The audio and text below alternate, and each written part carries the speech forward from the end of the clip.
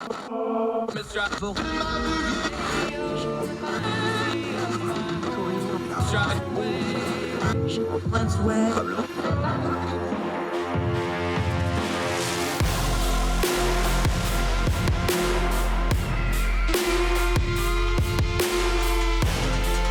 your host, Andrew Donaldson. This is Heard Tell. Welcome to Heard Tell. I'm Andrew Donaldson. Thank you so much for joining us on this April the 27th. It is a Wednesday, halfway through the week, and the year of our Lord 2022 continues to roll along. We're almost out of April. It's kind of hard to believe. May is right around the corner. A lot of stuff going on. I'm going to try to turn down the noise of the news cycle on a couple different things today. There's a story out about clemencies. President Biden has issued his first clemencies and pardons. We're going to cover that a little bit. Kind of a different take on COVID. Back during the pandemic, folks would complain about the loss of taste and smell, and there was a correlation in the drop in reviews for the Yankee Candle Company. We'll talk about that a little bit later on. Kind of a easier way to get into a tougher topic in general. We'll end the show talking a little baseball. The Savannah Bananas. Yes, the Savannah Bananas. It's a baseball team. Think Harlem Globetrotters, but for baseball. Our friend Jericho Hill sent that one in. So we'll touch on that. Great guest today, Agustin Forzani. We're going to talk a little bit about Argentina. We're going to go way down south, as far south as you can go, as a matter of fact, in the Western Hemisphere. The nation of Argentina. A lot going on down there, but one of the things he has been writing about is the fact that we've been talking about this world food shortage that's coming out of the Russian war of aggression in Ukraine, how that's going to interrupt things.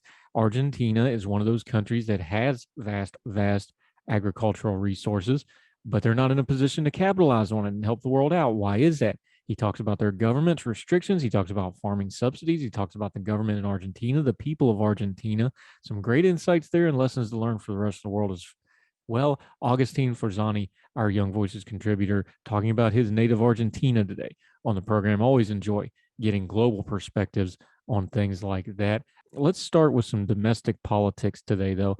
We're going to use the one version of this out of the Hill, but this was all over social media. You know, our raison d'etre, there's some fancy French way of saying your reason for being. I can't say it because I don't habla French, but the reason we talk about doing this show is we turn down the noise. We talk about not listening to the caterwauling. What you really don't want to do is go chasing unicorns because they don't exist. They're pretty, they sound good, but they don't exist. There's a lot of unicorn chasing in news media. This particular unicorn shows up almost every single election cycle. And here we go again. And it is the unicorn of a third-party candidate. In this particular case, the Hill is talking about this as well, but it's a Harvard Caps Harris poll. 58% of voters, reading from the Hill here, said they were open to supporting a moderate independent presidential candidate in a contest between President Biden and former President Trump, according to a new Harvard Caps Harris poll survey released exclusively to the Hill on Monday. Additionally, the survey found that the majorities of voters said they do not want Biden or Trump to run in 2024. Hold that thought. We'll come back to that in just a second. 63% of respondents said they did not want Biden to run for a second term, while only 37% said they did want him to run again in 2024. Meanwhile, 55% of respondents said they did not want Trump to run again in 2024. 45% said they thought the former president should run again. I would be doubtful and skeptical of this poll, not because they didn't conduct it well or being malicious or anything. It's just not the best way to do this. Here's your other problem with this. If you ask somebody in a vacuum a question, you're going to get a vacuumous answer.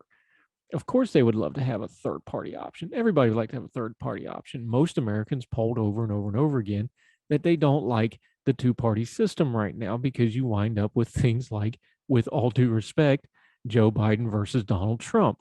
The problem is you don't vote in a vacuum. You vote in a voting booth with real-life people, with real-life candidates. And what happened in 2020 when those real-life people went to vote? Joe Biden got the highest vote total in the history of America, and Donald Trump got the second highest vote total in the history of America. People flooded to the polls to vote for one of these two men, not for some third party, not for anybody else, for the two people that were actually on the ballot. So the behavior doesn't match the polling. Why is that? Again, when you just ask the question in a vacuum, of course they like a better option. But when it comes right down to it, they deal with the options at hand. Now, we're already on the record here that if there's breath in his body and his health holds up and something catastrophic doesn't happen, Joe Biden's going to run for reelection. And if you're a Democrat, you probably want him to because he's going to be your best option. We will see what former President Trump does. He's sure acting like he's going to run. He's telling people he's going to run. He's fundraising like he's going to run. Chances are he's probably going to run. We'll see what happens. If we're wrong about Biden, we'll say so. We don't get hung up on being right or wrong here. If we're wrong, we say so. But let's assume for a second that happens again. I would expect the voter turnout to be high again. It's going to be highly contentious. There's a lot of open wounds from 2020. There's a lot of wounds from 2016 for that matter, especially if former President Trump gets back in. So take these kinds of pollings with a grain of salt.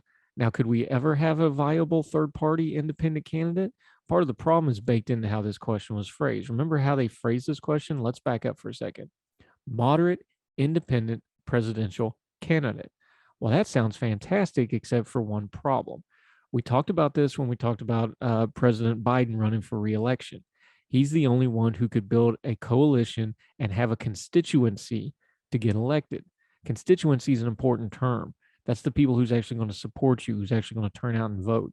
If you're going to talk about a moderate, independent presidential candidate, that's all well and good. Who's their constituency? Problem with being in the middle is you're just that. In the middle, you're going to have to draw from all sides to try to get support. And the entirety of our media, and the entirety of our politics, the entirety of our social media, and frankly, the entirety of our attention spans is not on the media. It's not on the moderate. It's on the loud. It's on the fringes. It's on the edges. That's where all the money's made. That's where all the stories are. That's where everything's at. That's why candidates like former President Trump get traction so fast on things like Twitter. They're grenades. They're new. They're loud. They push the boundaries. It gets engagement. That's what made him president. That's what got him all the free media press, billions of dollars worth of free press. Now, you can turn around and argue the counter and say, well, President Biden was a vote against that. He was a return to normal, which that isn't really true either. He's more boring. He's more quiet, whatever. Well, that may be fair, but again, things don't happen in a vacuum. He was running against Donald Trump. Neither of these men have been elected president without running against somebody who was less popular with them that helped get them in the White House. Hillary Clinton in Donald Trump's case, and Joe Biden ran against Donald Trump. Now, if we get a rematch in 2024, that dynamic may be a little bit different. There's going to be a lot of things happen between now and then. We have a midterm election in which former President Donald Trump figures to play a large role and to be a very loud force. How's that going to affect things? And of course, as we've seen in Ukraine, things can happen overseas that happen in a hurry. And it's still the economy, stupid. We don't know what's going to happen there with inflation, the economy, things like the labor shortage, all sorts of stuff. A lot going to happen between now and 2024. One thing I can tell you, there won't be a unicorn on the ballot. There may be a third-party candidate. There's usually 3 or 4 minor candidates on the ballot. Are they going to affect anything? I doubt it, especially if it's a rematch, because most people are already going to have an opinion, and they're going to want that opinion heard. And the way they're going to have that heard, voting for one of these two men. It's not the greatest system. Everybody wants something different, but this is how it's going to be for the foreseeable future. More Heard Tell right after this.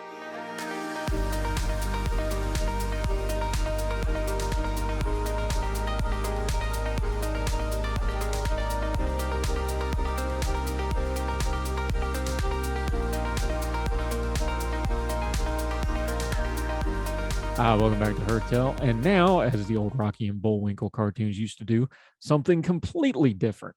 COVID-19, we've covered it way too much, frankly. Everybody's kind of tired of it. But causation and correlation being what it is, here's a new one. This is from northcentralpa.com. What are you going to do, folks? A curious correlation caught the attention of Twitter and academic researchers this month.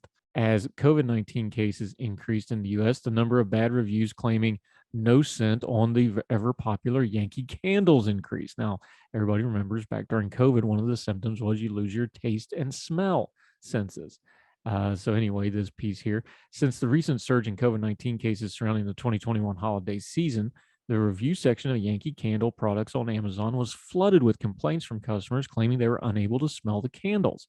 Yankee Candle Company is a popular brand of candles based out of Massachusetts. The company is known for producing long-lasting quality candles. Part of Yankee Candle's popularity is the wide variety of scents offered in their candles. So it's no surprising Customers would be upset if they were unable to smell them. What is surprising is the link between the candle scents and the complaints in COVID. People took to Twitter to discuss the strange coincidence of bad Yankee Candle reviews and the increase in COVID-19 cases, pointing out that a common symptom of the virus is a loss of smell. There's some professors here, they actually busted out some graphs because, of course, they did. It's Twitter, audio-visual format. So we actually have some data on this. It concludes this way. While it's unfortunate so many candle customers were unable to enjoy their favorite cozy candles this year, it's also a reminder that COVID-19 can have lasting consequences for those infected. Over 1 million people in the United States have lost their sense of smell, maybe permanently, according to the latest data. So the next time you decide to light your favorite candle and get cozy, pay attention to your nose. If you can't smell the candle, it may not be Yankee Candle's fault. This, obviously will have to be researched, but it's an interesting data point. We have covered on this show. One of the most popular episodes we have done of Heard Tell ever was the long COVID case. We've actually already reached out. We're going to revisit that with the same folks again. Long COVID is going to be one of those things down the road as we go on. People that have lingering symptoms, people that have things that came out of their COVID experiences. What happens is when you have a disease like this, you may have underlying conditions. You may have previous existing conditions you didn't know about. You may have an autoimmune disease that you didn't know about that it triggers, or other things. Long COVID is going to be a thing. So while it's a little bit silly and we're kind of having some fun with folks that can't smell, that may be an underlying medical issue. If that's the case with you, you need to talk to your medical provider about that. Always take symptoms seriously until somebody with a lot of authority and good due diligence tells you not to. But if your Yankee candles don't smell right, don't just go on the internet and start yelling at folks. Make sure it ain't you first. I don't know what flavor you like of Yankee Candle. I kind of need mild stuff like that because I'm one of those allergy people, but do enjoy your candles responsibly and make sure you blow them out before you go to bed. More Heard Tell right after this.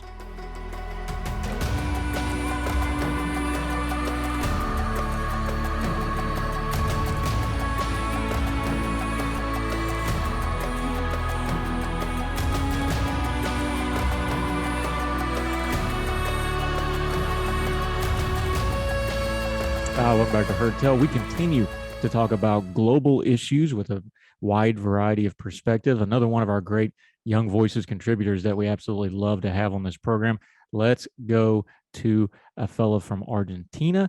He is a graduate of George Mason with his master's degree, though, although he has degrees in both agrobusiness and economics from down in Argentina.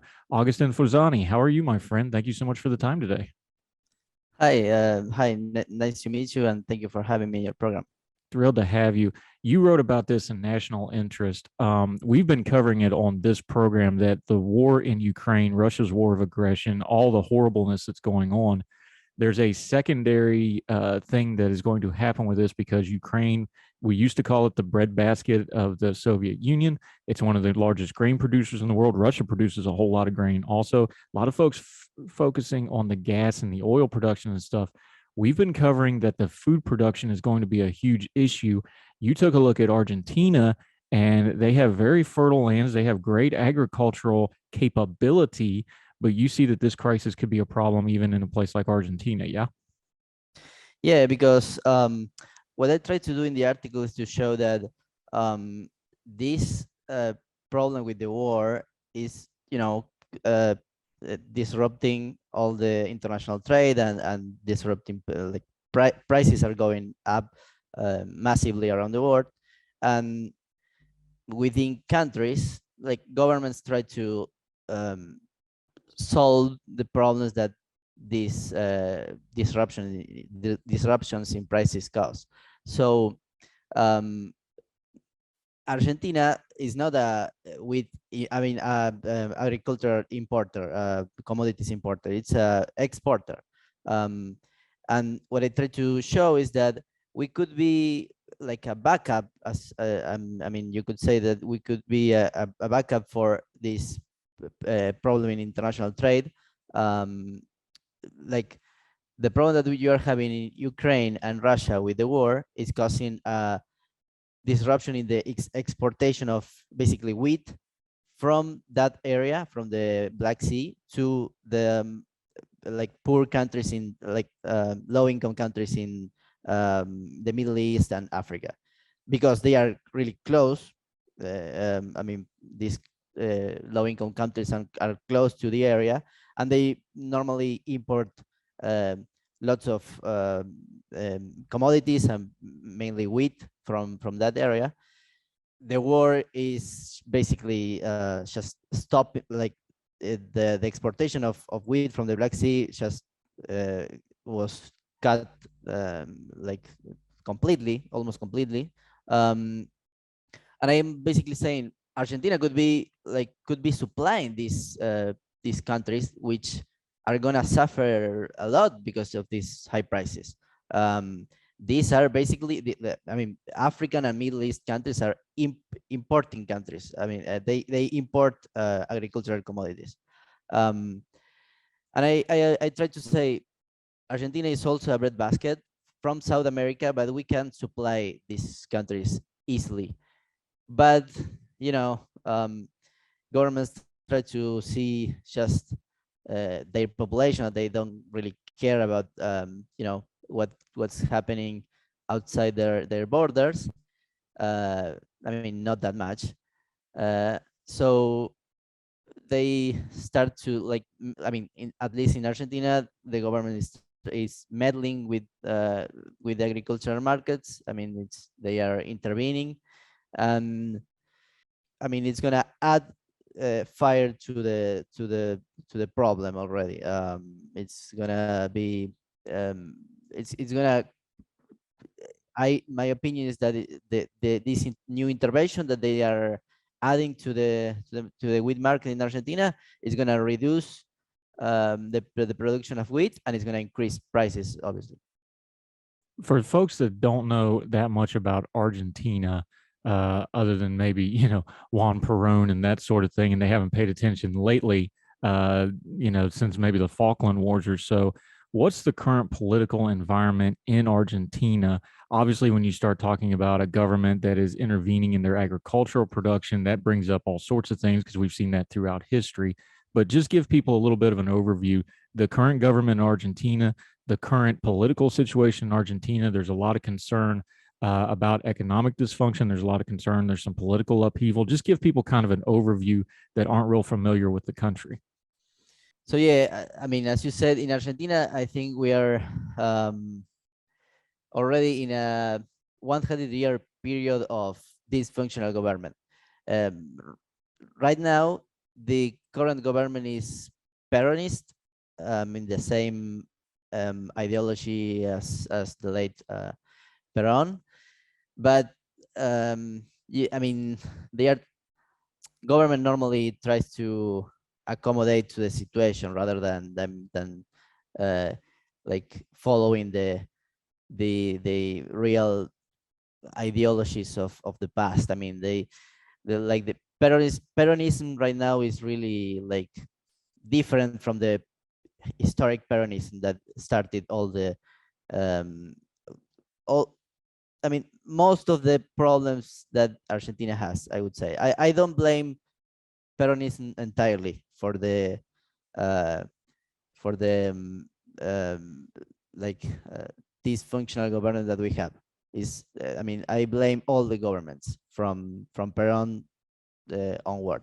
Um, but yeah, this government is just doing the same thing and even worse things than the governments in the past. Is further intervening, further complicating things, and we actually we actually need like a complete overhaul of the system just to do like to open our markets to start buying and selling from the world. I mean, start decreasing government spending. Government spending right now, to put you in a perspective, government spending right now is 50% of the GDP. So half of the GDP of Argentina is government.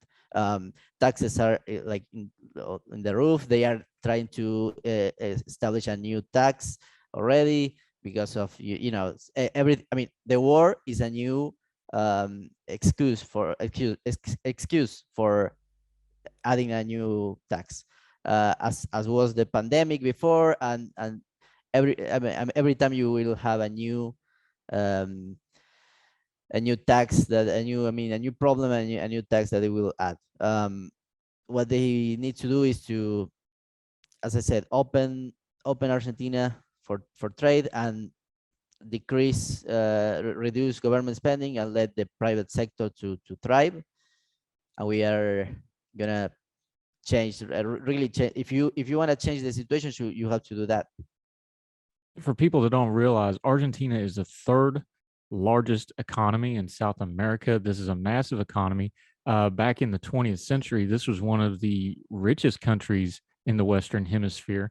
But lately, probably because of the issues you've mentioned, they've talked about a massive drop in foreign investment. Inflation is high, like you said, a lot of government spending that comes hand in hand with having so much government.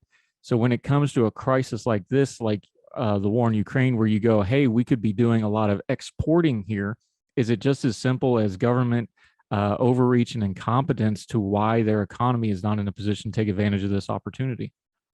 Well, you have lots of things in the middle that it's not that simple. I guess, because in the article I tried to explain just the problem that you will have with this intervention in the wheat market, but you also have problems in the agricultural industry as well that are, exacerbating this problem. So the government would the government is trying to, the prices, inflation is running like 50-60% right now annually. um, One of the problems is the price of bread. Another problem is the price of meat. Another problem is the price of vegetables. All the prices are going up.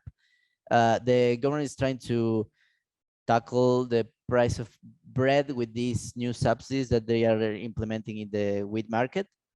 But what I try to say is that they are going to cause even more problems in the wheat production in Argentina. And also I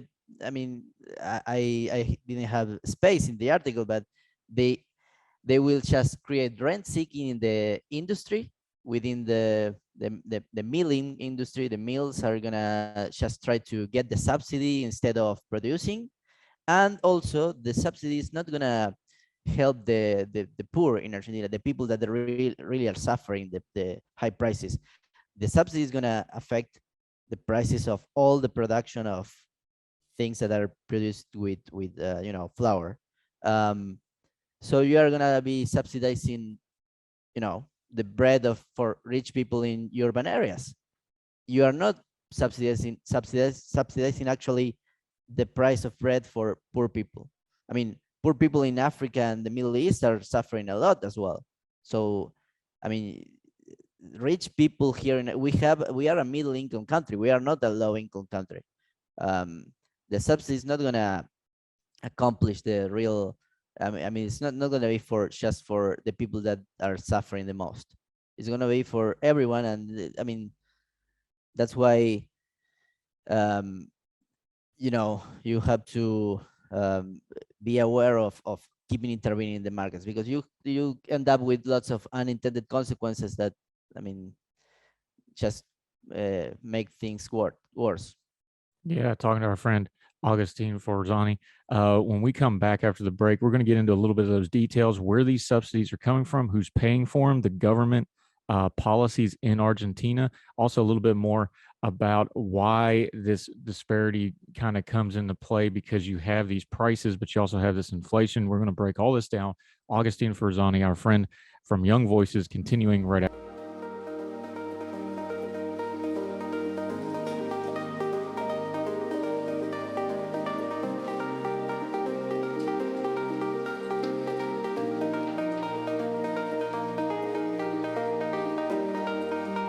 Welcome back to Heard Tell. Our friend Agustin Forzani is with us. Put your economic hat on for just a second, my friend. Explain to folks, because we use terms like subsidies and we understand vaguely what it is. But when you're talking about a country like Argentina, and they're going to start trying to control a commodity or a sector like agriculture with subsidies, that means that money's coming from somewhere. And we already talked about it. The government, inflation's already high, taxes are already high. There's economic dysfunction with the government. There's policy dysfunction with the government. where's the money for those subsidies coming from? And isn't that kind of the larger issue here? Because that's going to cause what you just talked about before the break, all those unintended consequences. Well, the money for those subsidies, when you don't really have the money for those subsidies, isn't that the unintended consequences that's going to be coming down the road? Yeah, well, that's the main argument that I have in the article, and that's one of the problems that you will have. The money for these subsidies is going to come allegedly. I mean, the government is saying that it's going to rise again taxes on export companies, but these export companies are just a few. They are just like 5 or 6, and they have the ability um, to uh, communicate, I mean, pass through this tax to the farmers. They just reduce the price of grain that they are paying to the farmers, and basically farmers are going to pay for the subsidy, not the export companies. Uh, Obviously, when they reduce the taxes for the export companies, they uh, keep all the all the money for them.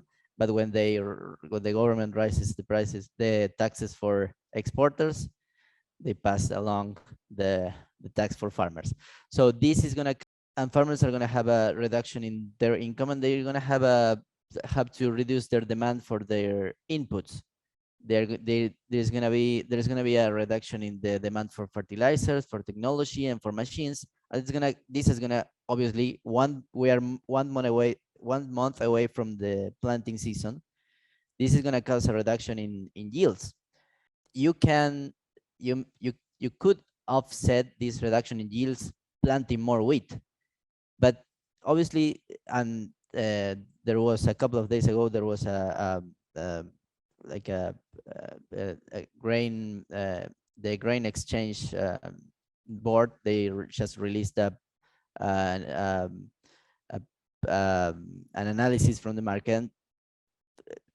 The survey said that farmers are planning to plant less wheat because of the high prices, because of the prices of fertilizers, of machinery, and because of the reduction in their income produced by these new taxes for exporters. So this is what's going to happen. There's going to be a reduction in the production of wheat from Argentina, and this is going to raise prices even more in the war. You have the problem with the war in Ukraine. Ukraine is not going to be able to export all the wheat that it planted. Russia, maybe it's going to be able to export the wheat because the sanctions on Russia are not for food and agricultural commodities, but I mean, the dysfunction in the international trade is going to be there. The Black Sea, as I said before, is totally, completely, I mean, stopped. So you need more wheat right now, more planting, and one of the countries that could help with this is not going to be helping because of government's interventions. You have Australia and farmers in Australia and farmers in the US that are already planning to plant more wheat because the price of wheat went up, and they realized that they have to plant more. I mean, it's just as basic as that. I mean, they don't even know. They might don't know what's happening in Africa, in the Middle East, with this disruption in trade, but they just know that the price went up and they want to plant more because of that. It's just the wonderful price mechanism working in the world. So this is the first problem that's going to happen in Argentina, the reduction in production of wheat. But I said before as well that you are going to have rent-seeking problems, and the subsidy is not going to be directed to people that is needing the reduction in the price of bread and all the derivatives of wheat. You need you will have rent seeking because mills in Argentina, they are going to realize that there is a new subsidy, and they are going to say, hey, I want this new subsidy. I don't want to pay the price of wheat as in the market, they're going to waste time lobbying the government to try to get this subsidy.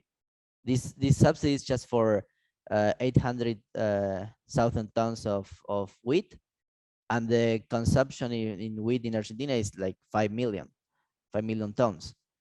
So obviously the subsidy is not gonna be for every meal in Argentina. So mills are gonna try to lobby the government to get the subsidy. This is just a waste of time and resources for getting a subsidy, and they are not gonna use that time and resources to reduce costs.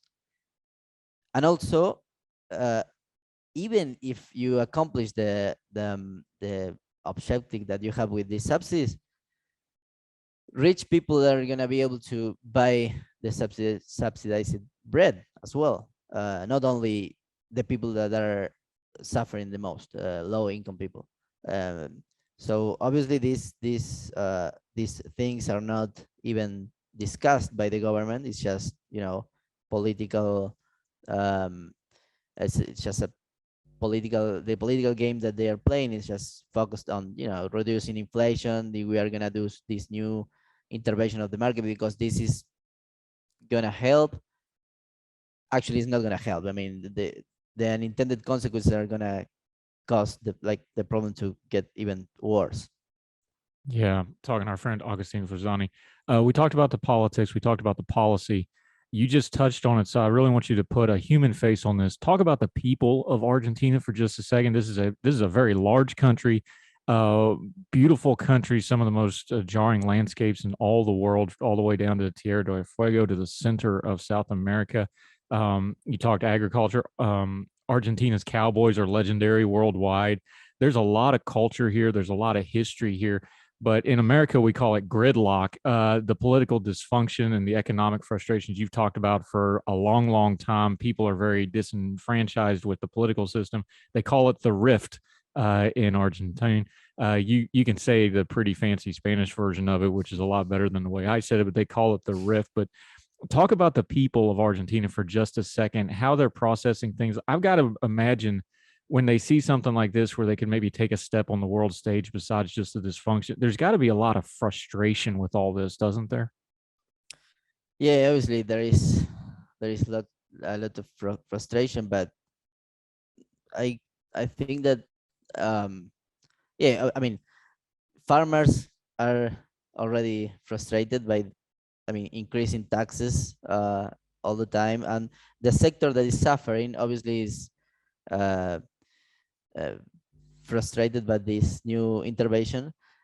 But other sectors, as I said, even some sectors within the agricultural markets, as mills, are gonna kind of enjoy this new subsidy, and they are gonna have, like, they're gonna be able to get a benefit from this new intervention. So um, there is a kind of a division within the the agricultural sector in Argentina, and but yeah, in general in Argentina, people are uh, there is an increase in the sentiment in Argentina for um, like changing the system. You know, people in Argentina are just exhausted of um, uh, these functions in government, and there is a like a kind of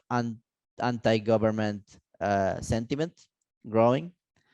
Um, but what I believe in the what I think it's the main problem is our institutions and our ideas within our country.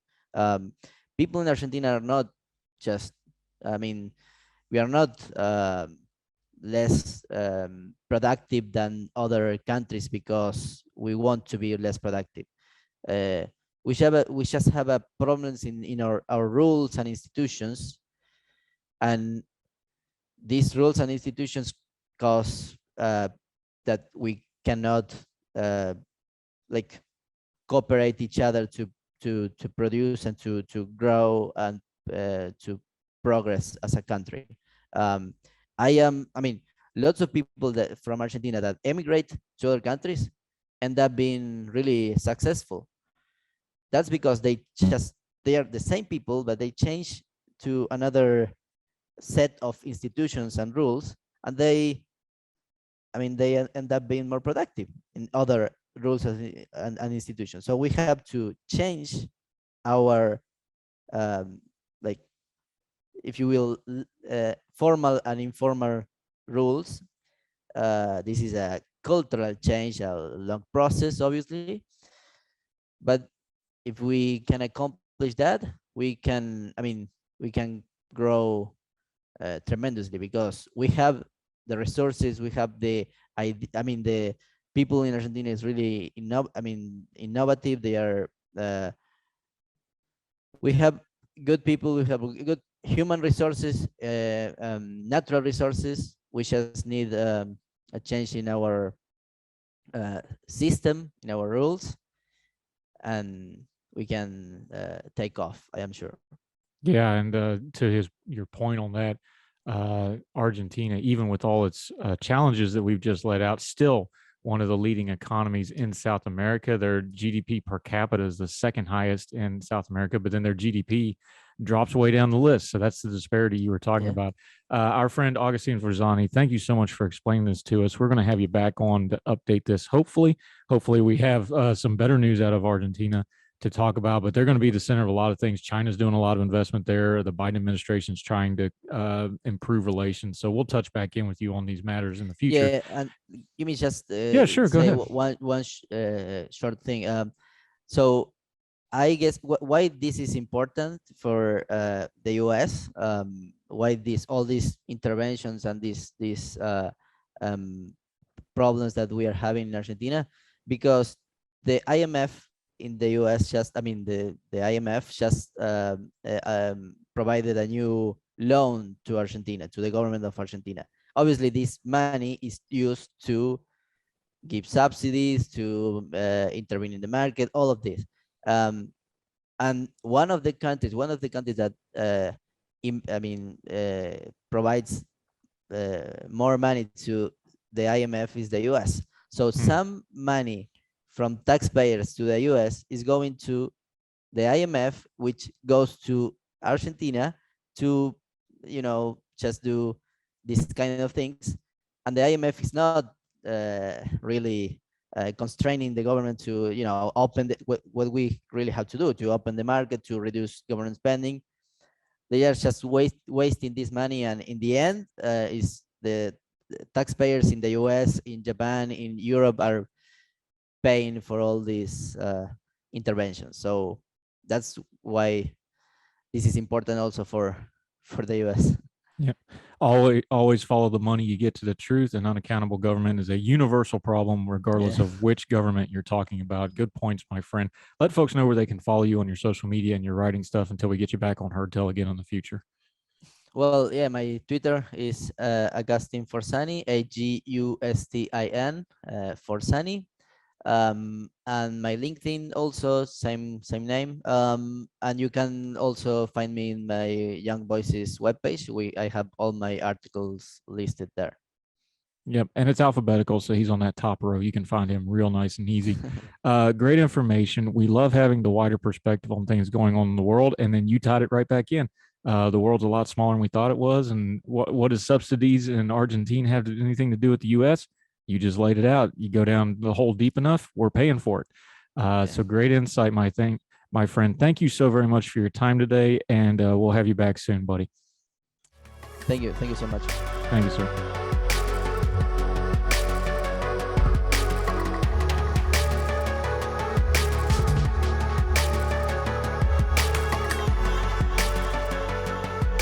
Welcome back to Heard Tell. A quick subject that we cover frequently here. We talk about a lot about criminal justice, law enforcement, especially some of the reforms that needs to be done.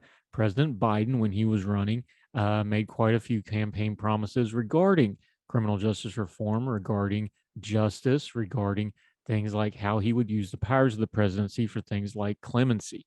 and pardons. Well, President Biden, is granting his first pardons and commutations, 78 nonviolent drug offenders. This is from Sandy Gurman, who is the Wall Street Journal justice reporter. These commutations and pardons come from a broader effort to address inequalities in the justice system after promising to confront the legacy of tough crime laws he once supported in the Senate. Remember, he was part of the crime bill back in the 90s. You can go look into all this. It came up during the campaign. But these are his first commutations and pardons of his presidency. There is some backlash on this. Rachel Barkow, who has an excellent book out on criminal justice reform, by the way, tweeted this, quote, "Better late than never, though this is such low-hanging clemency fruit, it's practically on the ground. Most of these people were already being released by Bill Barr under the CARES Act. All CARES Act folks are easy clemency grants, so I'd be a little worried we're just seeing a subset." She said later on to the reply to her pushback, she says, "These cases are indistinguishable by so many others, so caution could still have meant hundreds of grants by now.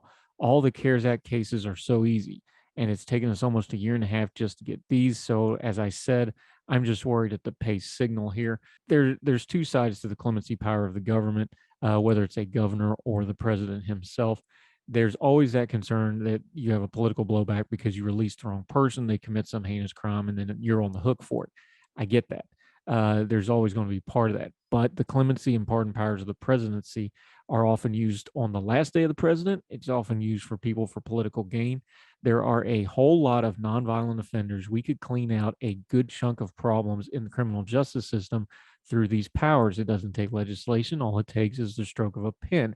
Now, they should do some due diligence, but there's all kinds of organizations, both in the government and in the private sector, who already have list after list after list of people who have just been caught up in the system that could probably use a fresh start. I would encourage the Biden administration and state governors that would do so to look at these lists and use this power. Let's start cleaning out some of the criminal justice stuff that we can, especially nonviolent offenders, things like this. Just do it. There may be some political blowback, but there'll be a lot more positives than negatives. You have the power. Let's use it for some good, for some change, and show a little political backbone. More Heard Tell right after this. Now let me see you go off like a bomb.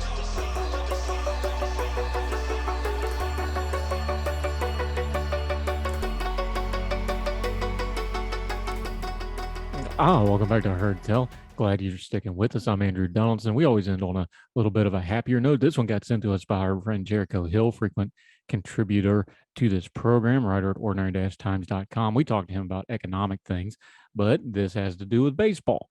Baseball can be a little stodgy sometimes. I love the game. I like it in person.